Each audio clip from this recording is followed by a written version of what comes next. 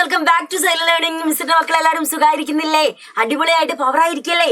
Exam നമുക്ക് എഴുതണ്ടേ? അപ്പൊ നാളെ പോകുന്ന സോഷ്യൽ എക്സാം എഴുതാനാണ്. സോഷ്യൽ എക്സാമില് കുറച്ച് ക്വസ്റ്റ്യൻസ് നമുക്ക് ആദ്യം ഡിസ്കസ് ചെയ്താലോ?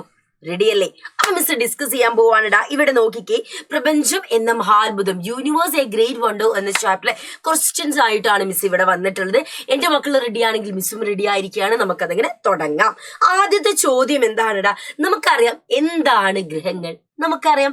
അപ്പൊ മിസ് പറയേണ്ട ആവശ്യമുണ്ടോ? എന്നാലും മിസ് പറയാണ്. മറ്റേ നമ്മളെ ചില വീഡിയോസിലൊക്കെ പറയും നിങ്ങൾക്കറിയാം എന്നാലും ഞാൻ പറയാന്ന് പറഞ്ഞാല് എന്റെ കുഞ്ഞുങ്ങൾക്ക് അറിയാന്ന് മിസ്സിന് അറിയാം, എന്നാലും മിസ് പറയാണ്. എന്താണ് ഗ്രഹങ്ങൾ എന്ന് പറയുന്നത്? സൂര്യനെ ചുറ്റുമ്പോൾ സ്വയം ഭ്രമണം ചെയ്യുന്ന ആകാശ ഗോളങ്ങളെയാണ് നമ്മൾ എന്ത് എന്ന് വിളിക്കുന്നത്? ഗ്രഹങ്ങൾ എന്ന് വിളിക്കുന്നത് അല്ലെ. The celestial bodies that rotate themselves while revolving around the sun are called planets. അല്ലേ? അപ്പൊ ഗ്രഹങ്ങൾ എന്താ നമ്മൾ പഠിച്ചു കഴിഞ്ഞില്ലേ? സൂര്യനെ ചുറ്റുമ്പോൾ സ്വയം ഭ്രമണം ചെയ്യുന്ന ആകാശ ഗോളങ്ങളെയാണ് നമ്മൾ ഗ്രഹങ്ങൾ എന്ന് വിളിക്കുന്നത്. ഇനി എന്റെ മക്കൾ നോക്കിക്കേ, ഓർബിറ്റ് എന്ന് പറയുന്നത് എന്താണ്? അഥവാ ഭ്രമണ പദം. എന്താണടാ പറയുന്നത്? എന്താണടാ? ഭ്രമണം. ഭ്രമണ പദമാണ് ഇവിടെ ഉദ്ദേശിക്കുന്നത്. എന്താണ് ഭ്രമണ പദം എന്ന് പറയുന്നത്? ഈ നോക്കിക്കേ, the path of planet around the sun is called orbit. നമ്മൾ പറഞ്ഞു സൂര്യനെ ചുറ്റുന്ന ആകാശഗോളങ്ങളെയാണ് എന്ത് എന്ന് വിളിക്കുന്നത്? പ്ലാനറ്റ് അഥവാ ഗ്രഹങ്ങൾ എന്ന് വിളിക്കുന്നത്. അപ്പൊ ഇവർക്ക് യാത്ര ചെയ്യാൻ വേണ്ടിയിട്ട് എന്ത് വേണം?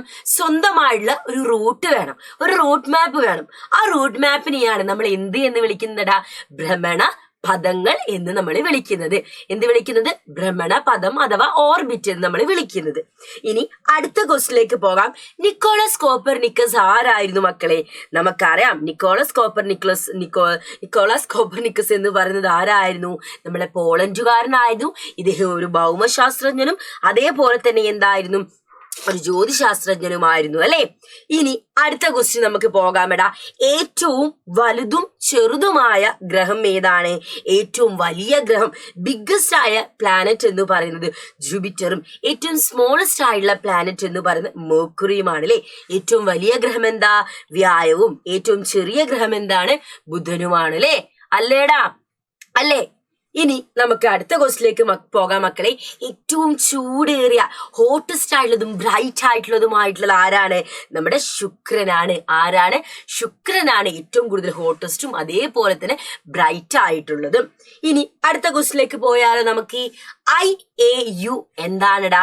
IAUയുടെ പൂർണ്ണ രൂപം നമ്മൾ നോക്കുകയാണെങ്കിൽ ഇന്റർനാഷണൽ ആസ്ട്രോണമിക്കൽ യൂണിയൻ, അന്താരാഷ്ട്ര ജ്യോതിശാസ്ത്ര യൂണിയൻ ആണ് എന്ത് എന്ന് പറയുന്നത്?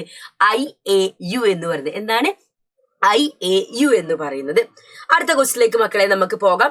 സൗരയൂഥത്തിലെ അംഗങ്ങളെ പട്ടികപ്പെടുത്താനാണ് പറയുന്നത്. സൗരയൂഥത്തിൽ ആരൊക്കെ നമുക്ക് കാണാൻ സാധിക്കും? അപ്പൊ ആരൊക്കെയായിരുന്നു നമ്മുടെ സൗരയൂഥത്തിൽ ഉണ്ടായിരുന്നത്? നമ്മുടെ സാറ്റലൈറ്റ് ഉണ്ട്, ആസ്ട്രോയിഡ്സ് ഉണ്ട്, കോമറ്റ്സ് ഉണ്ട്, ഡ്രൗട്ട് പ്ലാനറ്റ്സ് ഉണ്ട്, സൺ ഉണ്ട്, പ്ലാനറ്റ്സ് ഉണ്ട്. ഇവരൊക്കെ എന്താണ്? നമ്മുടെ സോളാർ സിസ്റ്റം സൗരയൂഥത്തിൽ കാണാൻ സാധിക്കും അല്ലെ. അങ്ങനെയാണെങ്കിൽ ആകാശഗംഗ എന്ന് പറയുന്നത് എന്താണ്? നമ്മുടെ സിനിമയല്ല, മലയാളത്തിലൊരു മൂവി ഉണ്ട്, അതല്ല കേട്ടോ പറയുന്നത്. ആകാശഗംഗ എന്ന് പറയുന്നത് എന്താടാ? സൗരയൂഥം ഉൾപ്പെടുന്ന ഗാലക്സിയാണ് നമ്മൾ എന്ത് എന്ന് വിളിക്കുന്നത്? ക്ഷീരപഥം എന്ന് വിളിക്കുന്നത്. ഇതിനെ നമ്മൾ എന്തുകൂടെ വിളിക്കുന്നുണ്ട്? ആകാശഗംഗ എന്ന പേരിലൂടെ വിളിക്കുന്നുണ്ട്.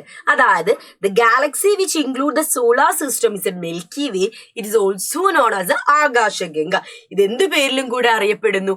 ആകാശഗംഗ എന്ന പേരിലും കൂടെ അറിയപ്പെടുന്നുണ്ട്. അടുത്ത ക്വസ്റ്റിലേക്ക് നമുക്ക് പോയാലോടോ. നമ്മുടെ സൂര്യനെ ചുറ്റുന്ന ആകാശഗോളങ്ങളെ കുറിച്ച് പറയാനാ പറയുന്നത്. ഏതൊക്കെയാണ്? ബുധൻ, ശുക്രൻ, ഭൂമി, ചൊവ്വ, വ്യാഴം, ശനി, യുറാനസ്, നെപ്റ്റ്യൂൺ അല്ലെ. അപ്പൊ നമ്മൾ ഇവരെ പഠിക്കാൻ വേണ്ടിയിട്ട് യൂഷ്വലി ഒരു പാട്ടൊക്കെ പാടാറുണ്ടല്ലേ. എന്തായിരുന്നു പാട്ട്? ഭൂഷു ഭൂഷ വ്യാശായു നെപ്റ്റ്യൂൺ അടക്കം 8 ഗ്രഹം. എന്തൊക്കെയാ? ഭൂഷു ഭൂഷ വ്യാശായു നെപ്റ്റ്യൂൺ അടക്കം 8 ഗ്രഹം. അപ്പം 8 ഗ്രഹങ്ങളാണുള്ളത്. അവരെയും നമ്മൾ എന്ത് ചെയ്തു? പഠിച്ചു കഴിഞ്ഞു അല്ലേ. ഇനി നമ്മൾ അടുത്തത് കോപ്പർനിക്കസിന്റെ തിയറി എന്താണെന്നാണ് ചോദിക്കുന്നത്. കോപ്പർനിക്കസ് ആരാണ് നമ്മൾ പഠിച്ചു.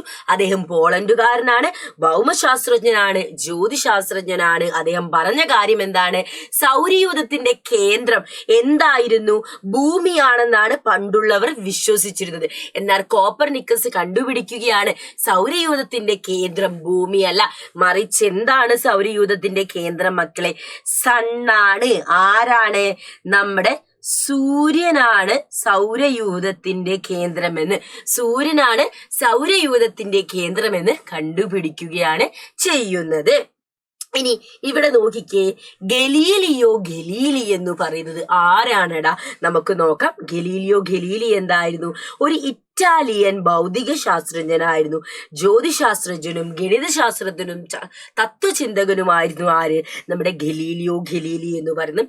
അദ്ദേഹമായിരുന്നു എന്താണ്?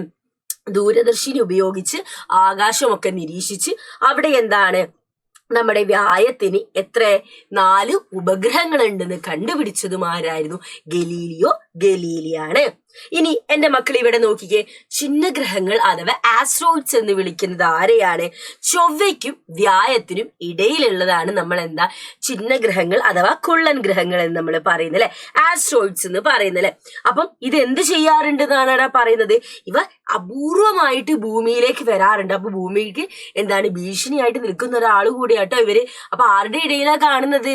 നമ്മുടെ ചൊവ്വയുടെയും വ്യായത്തിന്റെയും ഇടയിലായിട്ടാണ് നമുക്ക് ഇവരെ കാണാൻ സാധിക്കുന്നത്.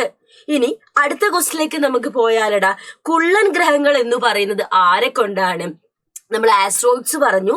ഡ്വാർഫ് പ്ലാനറ്റ്സിലേക്ക് നമ്മൾ പോകുന്ന സമയത്ത് കുള്ളൻ ഗ്രഹങ്ങൾ എന്ന് പറയുന്നത് അന്താരാഷ്ട്ര ജ്യോതിശാസ്ത്ര യൂണിയൻ നിശ്ചയിച്ചുള്ള വ്യവസ്ഥകളൊന്നും പാലിക്കാത്ത ഗ്രഹങ്ങളാണ് കേട്ടോ. അപ്പൊ നമ്മുടെ ജ്യോതിശാസ്ത്രജ്ഞല്ല, അപ്പൊ നമ്മുടെ അന്താരാഷ്ട്ര ജ്യോതിശാസ്ത്ര യൂണിയൻ പറയുന്ന കാര്യങ്ങളൊന്നും നോക്കാതെ ചെയ്യാതെ തോന്നുന്ന രീതിയിൽ സഞ്ചരിക്കുന്ന കുറച്ച് ഗ്രഹങ്ങളുണ്ട്.